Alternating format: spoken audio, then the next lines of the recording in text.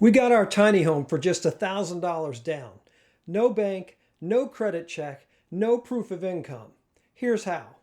6 years ago, Tawnee and I were living in an expensive city, watching housing costs spiral out of control. We wanted to own a home with some land, but the traditional path just wasn't working for us. So we started looking at the problem differently. We found an affordable piece of land, and then we bought a storage shed using rent-to-own financing.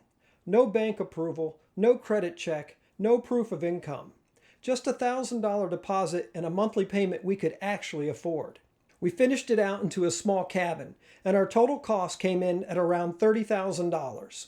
A couple of years later, we built the 2,400 square foot barndominium home we live in today, on the same land, next to the cabin that our daughter lives in these days. And we did it all without a big 30-year mortgage. Now, a tiny home isn't the right long-term solution for everyone, but for a lot of people, it's the most affordable way to get off someone else's property and onto your own. And once you own your own land and your home, even a small one, your options start to open up in ways that never could while you were renting. A tiny home was our starting point. Yours might look different. But what matters is that you start.